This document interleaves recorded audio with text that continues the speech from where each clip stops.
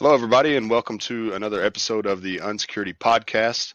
I'm your host, Oscar Meeks. This is episode 196 today, and we actually have a couple of new special guests here joining us. We have Eric Hanson and Seth Bowling. You guys want to introduce yourself? Yeah, I'm Eric Hanson. I'm the Offensive Services Manager at FRSecure, and manage our pen testing and scanning teams and our kind of developing R&D department, if you will. Very cool. Yeah, and I'm Seth Bowling. I am the research and development lead here at FRSecure, working with Eric. Nice. Yeah, thanks for joining us, guys. Yeah, I think Eric, last time you were on was probably like DEF CON episode, right? I think so. I'm trying to remember because I was on that time. We were all in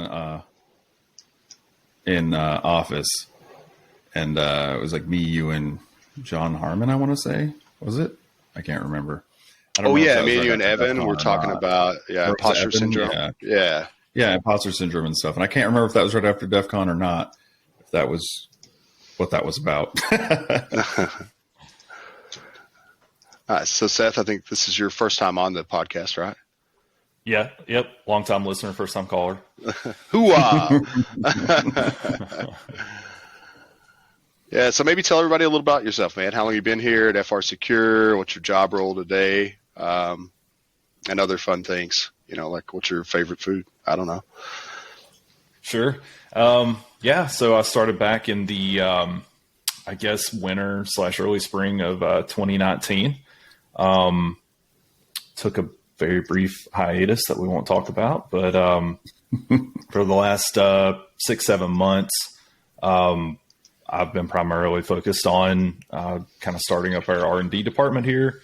Looking at some cool things that I'm sure we'll talk about in a few, but really just trying to look for the next best thing and enhance our capabilities, primarily in the offensive security side of things. Yeah, very cool. So it brings up a good point. Eric touched on it. You touched on it. We've started a R&D program now, red team focused, right? So I don't know. Tell us a little bit about that and why we decided to go that route and maybe what some of our goals are with the program. Yeah, I mean, I'll start and say, obviously R&D is an important thing in all kinds of industries, especially ours, right? It's tough. We're a growing company. We've had a ton of a growth expansion, like in all kinds of areas and stuff. And being able to focus on that starts to be a difficult thing. And it starts to become one of those things you have to purposely focus on, I think, and start dedicating, actual dedicated resources to that instead of just saying, hey, in your spare time, or we'll free up a little time here and there. And so something we've been wanting to do for a while. It started to make sense to be able to actually do this. And with any, I think, newer R&D, like dedicated program, a lot of it is very inward focused, right? So there's a lot of focus on expanding internal tooling or internal, kind of methodology and stuff like that, and stuff that doesn't really fully see the outside scenes, but we have a lot of goals, I think, in mind for externally facing things too that we're hoping to get done this year as well. So, yeah, you're right. Too, it's like something like became very obvious, right? We've been growing at this breakneck speed, which is awesome. You got to help more people, but then suddenly, maybe before we weren't at near capacity all the time. Our testers actually had some time to dive into R&D and really focus on that. But with the way things have gone, we've realized that most of our testers are busy testing all the time. They don't necessarily have that bandwidth they used to have, which is a good thing and a bad thing, right? But yeah, so making that decision now to say, let's focus on having dedicated people and even looking at our teams and make sure we get that allocated resource time for people to help in those research and development initiatives. It's a good part of our growth for sure.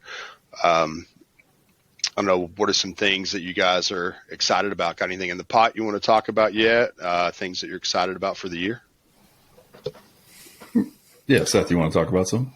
Sure. I think, the most exciting things to me are not necessarily things that are going to be seen by the public right away, because it's, we're working on internal evasion and, bypassing EDR to some extent. And those are the things that I think are really cool. And let's face it, I mean, these are things that adversaries are doing too, right? I mean, you're talking about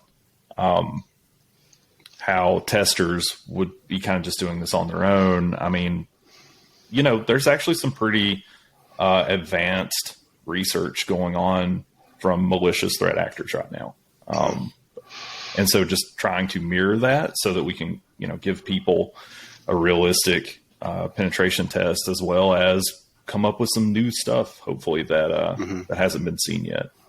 That's probably the most exciting. I mean, we've always been working on that. Like, this thing we always spend our R&D time on, right, is evasion and coming up with a new way to deliver something and trying to mimic attackers. I mean, I think not everybody in the industry, unfortunately, but a lot of people are moving that way. I know we are, and some other people we respect do. But like, you're trying to mimic an actual attack, an actual breach, an actual situation people are going to face, right? And that comes with a lot of research and development that has to go side by side with that. There's no way you just, you don't get to just download, oh, this is what all the people are doing, and now just run that thing, right? Like, you have to stay up on it. And you have to realize that anything that's available to a pen tester is also available to, any EDR manufacturer or anything like that. And so we have to try to stay ahead of the curve and try to keep up with those things. And we've always done that, but having more dedicated time to actually the reality is, when you have a team that's doing this part-time, you're just trying to keep up with the curve, right? And when you start to dedicate a team, no matter how small it is, you dedicate resources to doing this kind of thing.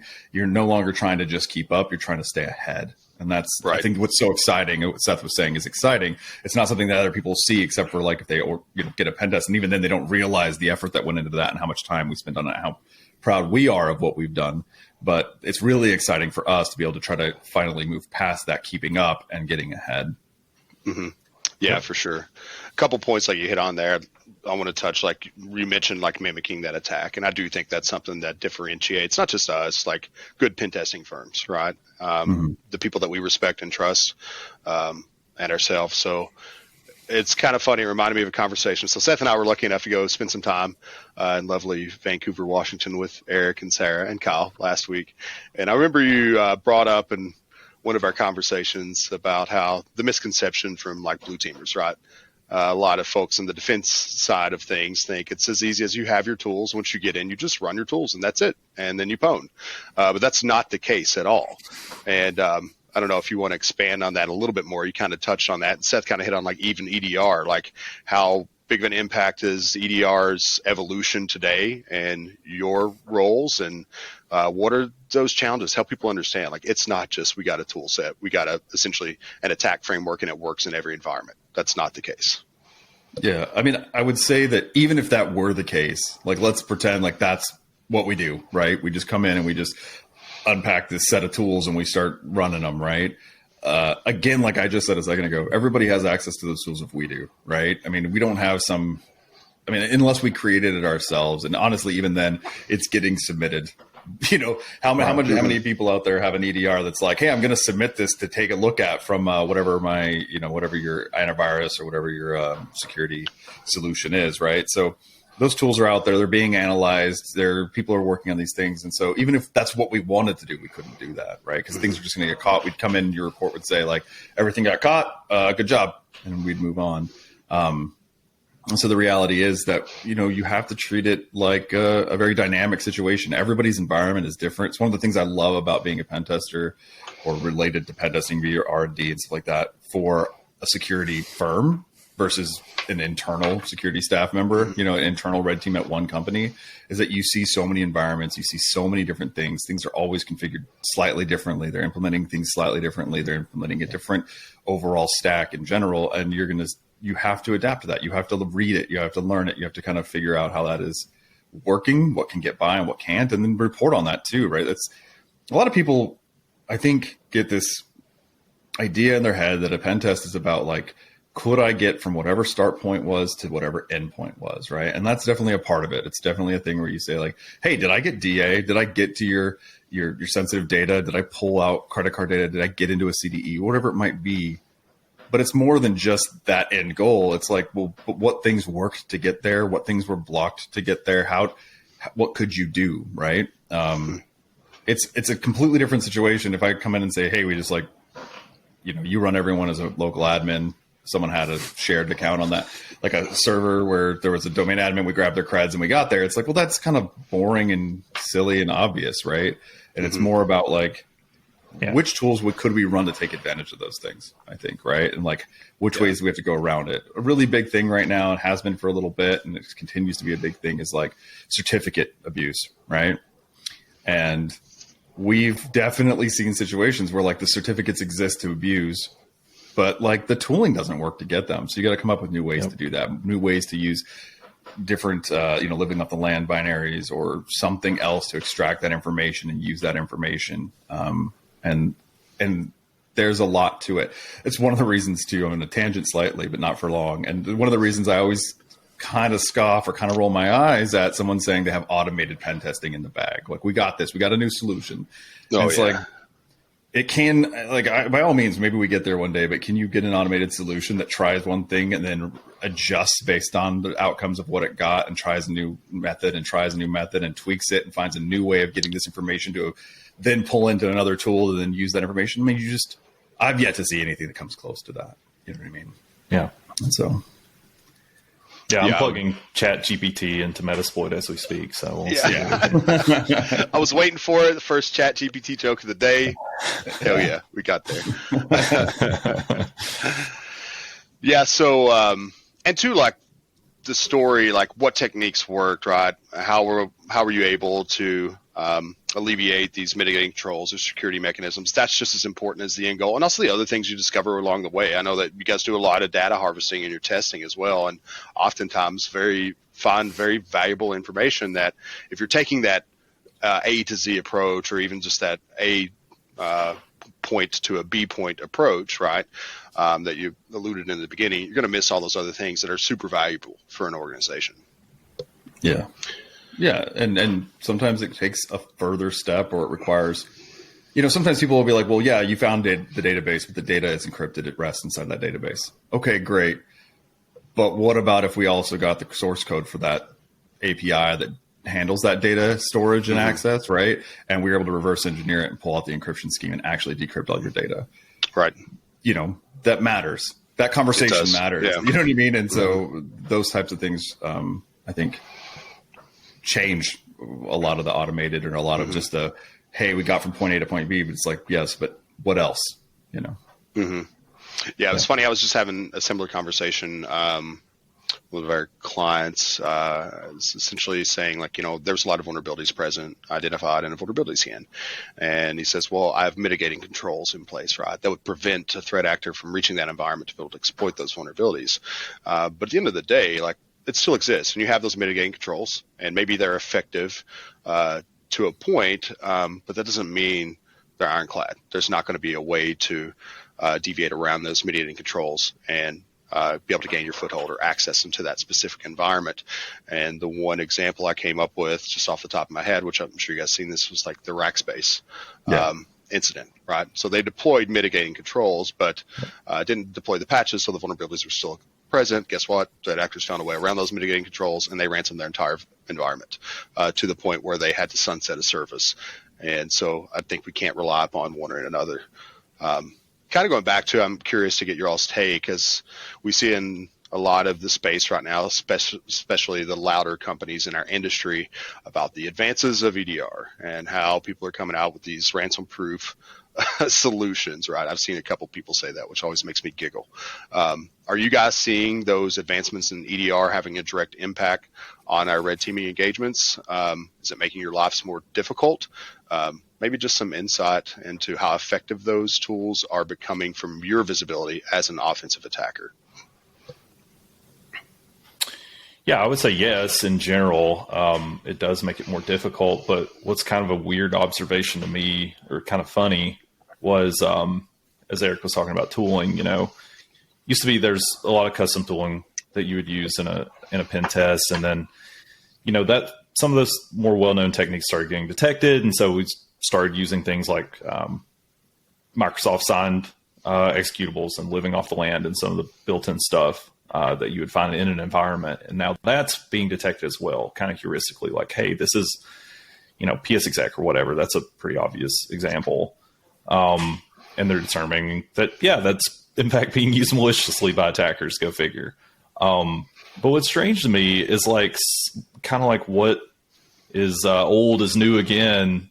We've seen that people are using PowerShell more and more again, and they're writing rules to essentially bypass EDR to allow PowerShell to be used in the environment because that's what their admins use, or maybe that's what an MSP uses. And so that old stuff works again sometimes. Yeah.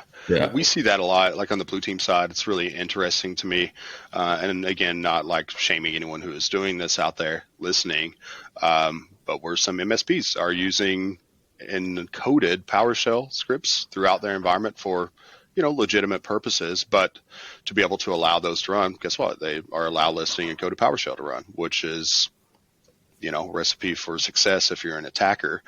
And, it kind of begs the question, like, why? How did we get there? And even like in the case I'm looking at, maybe our MSPs are trying to encode that script, so it's not obvious for customers. They can't steal the scripts. I don't know why they choose to encode them, but we see that a lot. And then typically in those environments, if we're working a ransom case, guess what? They're just running encoded PowerShell at free will throughout the environment. Yeah.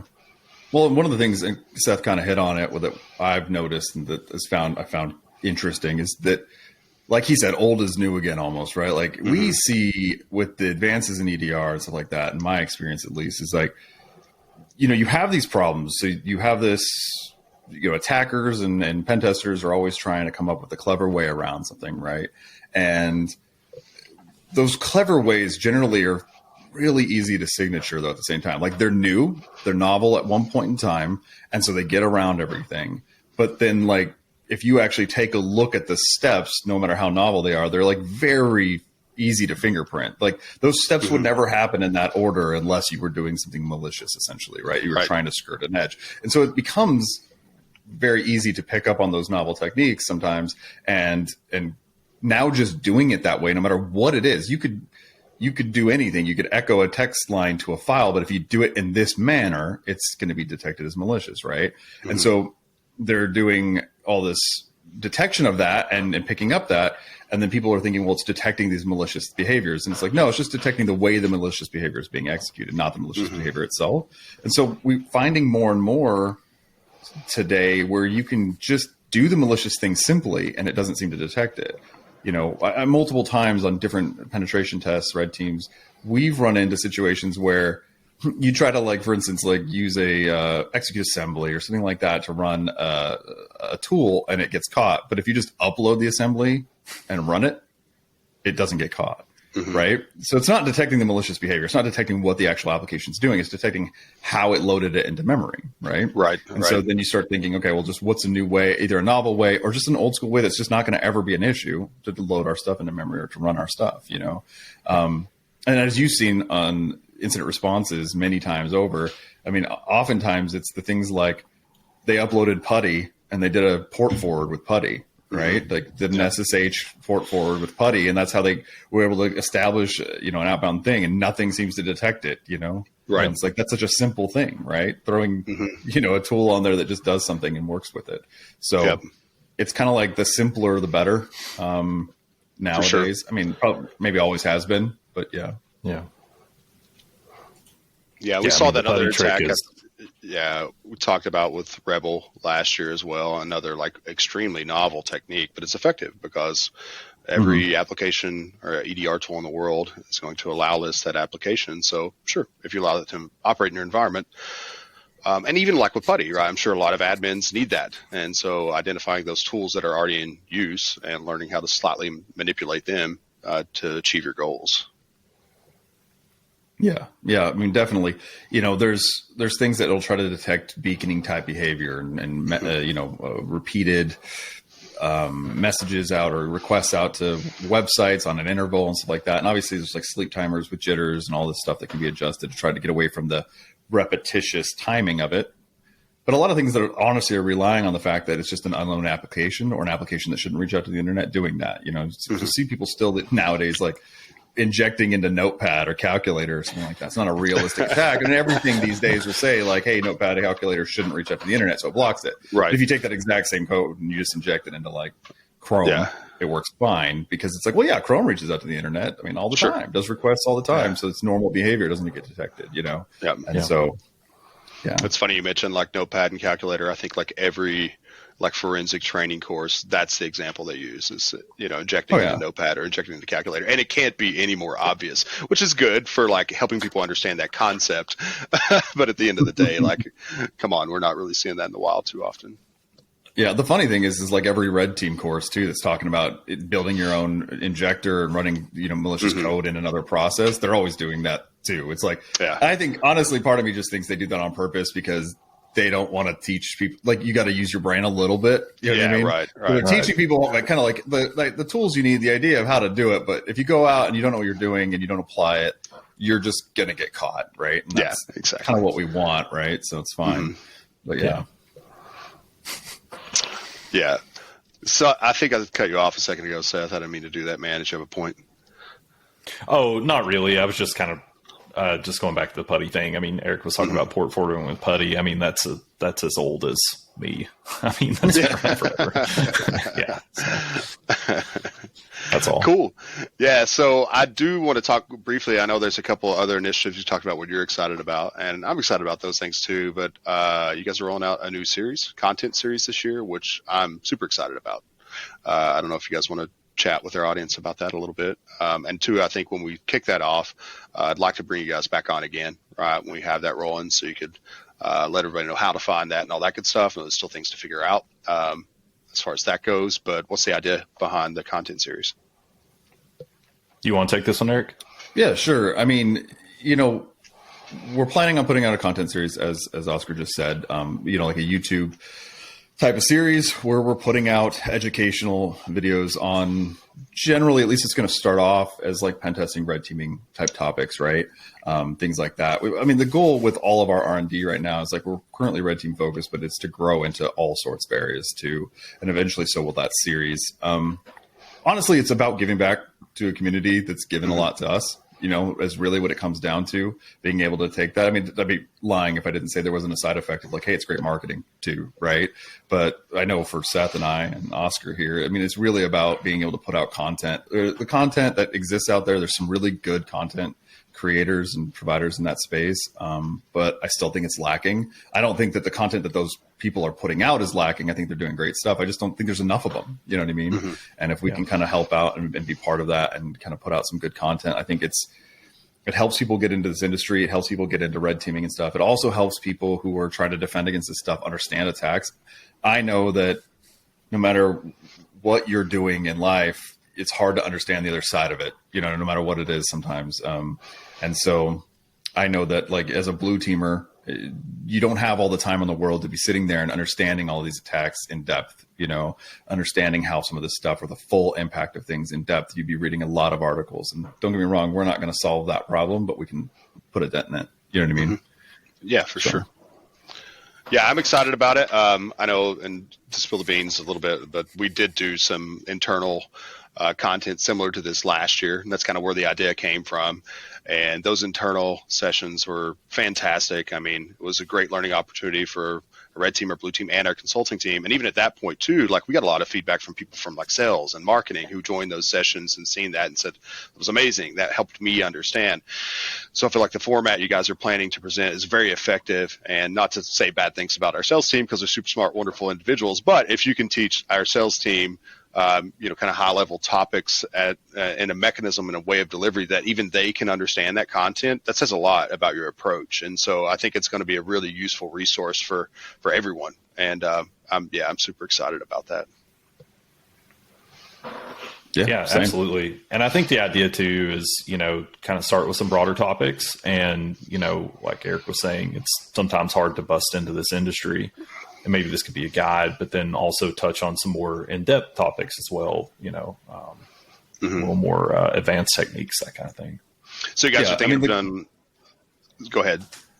I was going to say the content's going to vary, right? Like I think we have a lot of things we want to do. Part of it is like these maybe deeper dives into certain vulnerabilities that come up as they come up, right? Or maybe stuff that came out last year, but just like people haven't had a chance to really deep dive into it and have an explainer. So talking about some of those types of things. But I think there's another part of it too. It's like, hey, here's how you execute an external pen test, over the course of 10 videos or something like that, right? Like this is what this world is like for people who are trying to get into it and teaching like that. I definitely plan on having at least a few videos, a small series of videos about how to get started in this industry, from different angles. Like, hey, so you're out there and you want to be a pen tester and you've never been a pen tester, and everybody in the world wants you to have 3 years experience pen testing so you can get an entry-level pen testing job. What do you do? How do you approach this? What things should you be spending your time on? So I think we can use this platform for all kinds of different education around this industry, so. Yeah, I'm really excited about it too. I think too, this is probably going to lead into other opportunities. We're going to, for us as well. On the education space is something we want to be in more anyway. We have our free CISSP mentorship program, and so this is a great step in that direction. I'm really excited to see the content that's coming out as a result of that. I know is there any other like fun initiatives or anything you guys are willing to share with people right now? I don't mean to put you on the spot. That'll be the second question. The first question too, and again, if you don't have a timeline, that's okay. But when do you guys think the public will be able to start consuming some of this content? Yeah, I mean, I'd say that timeline right now for like being able to like start putting out some of these videos and stuff that we're talking about is probably like end of this quarter, probably, That's our goal right now. I mean, originally our goal was earlier, but things, catch up to you and you got a lot to do. So, but I think that's a pretty solid forecast right now, is to be able to say like, hey, in March or something like that, we should be able to start putting out content. I mean, maybe go earlier, but we want to be able to have enough content to start like putting out at a regular basis, so. And you guys are thinking, do you have a frequency in mind for how often new content will be released? It's hard to say right now. I mean, at least monthly, but I mean, ideally we get to a point where it's weekly. I just don't know if we can reach that with everything else that's on the agenda, so somewhere in between that. I think our original goal talking about was like at least once every 2 weeks. But we'll see how well we deliver on that. No promises. Very cool. And I would say too, I'm sure for our listeners, we'll get you guys back on here before we launch that series, and everyone can find out how to get in touch with you, how to tune into the series, and all that good stuff. I know that I'm sure I'm not speaking out of term here. If I am, tell me. But you guys are going to want feedback. What do you enjoy about this last episode? What did you not enjoy about? Tell me topics that you really want to learn about that maybe we don't have on our list today. And I think that from my perspective, this will probably be a very community-driven approach, right? We're going to listen to people, understand what people need. And even sometimes I feel like, not to, say something that seems a bit egotistical, but we often know a lot more about what our listeners need to hear than they do, right? And so like helping cater information for them about things that are important so they can get that information in a easily digestible format. Super excited about that, man. I know you guys are going to put together some awesome content and people are really going to love that. And I think it's just great to give back to the community. We know that we constantly talk about how there is a talent gap, and I think this is another step in that direction to help close that talent gap and educate and train individuals. Yeah, it's a little bit selfish because I need to have more and more people interviewing for positions so I can hire them. You know what I mean? Yeah. I'm going to train everybody up there and they can all get hired. That'll be great. That's right. There we go. Any other initiatives you guys want to touch on quickly that you're excited about? I'll say that, and this is farther down the road, right? We have a lot of stuff. We have a lot of things kind of in the hopper, if you will. But one of the things I'm excited to eventually get to is, like I said, one of the things about staying ahead of a curve is doing research on things and finding new vulnerabilities, right? And being able to help get out to that too, and release, new CVEs or, proof of concepts for CVEs and things like that, and kind of stay on that edge. We're not there yet, but that's definitely in the plans, and we're definitely going to get there. So for sure. Yeah, that's really exciting. Absolutely. Cool. I appreciate you guys taking the time to join us today. I know you're both very busy. This has been fun. Before we go, we always give a shout out to someone. I'm going to start first today because I'm afraid if I don't, Seth, you're going to steal it. But I'm going to shout out to you, Eric, and your lovely wife, Sarah, for hosting me and Seth over the weekend. Had a fantastic time, man. It was great getting to spend time with you and Sarah and Kyle as well. So yeah, shout out, man. Appreciate you guys having us. All right. I'm gonna shout out you guys for coming out. How about that? Hey, it's the rubber and glue, bro. Rubber and glue, man. Right. Truly, it's always nice to spend time with people you enjoy the presence of, people you love. You know what I mean? So just had a blast, and yeah, I'm always bad with shout outs in general, so I'm gonna take the easy route on that one. Shout out to the entire Pacific Northwest. It's beautiful out there, and everybody was super nice. It really was beautiful out there. And I've talked to Erica about it a few times, continually surprised at how nice people were.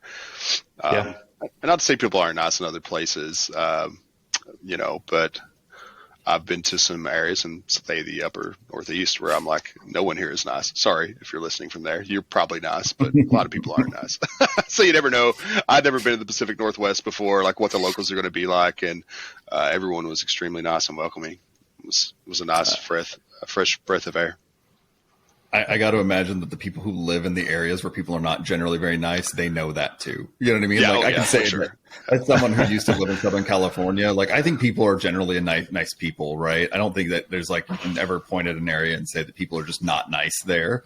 But there's like more going on in their environment and their atmosphere and their day to day and how fast they live life versus how slow other people might live life or somewhere in that spectrum.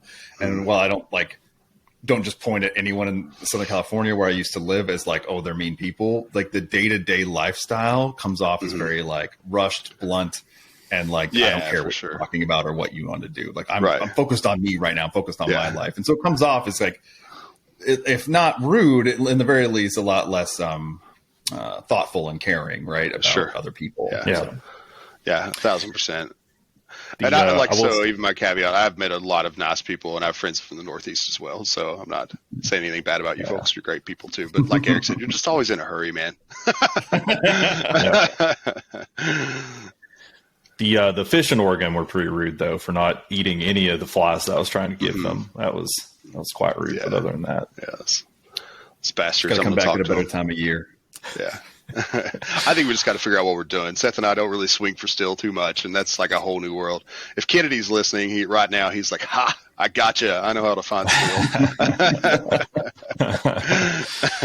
So, all right. Well, thanks guys for tuning in. Thanks to all our listeners out there for tuning in as well. Everybody have a great, safe, wonderful rest of your week, and we'll be back soon. See ya.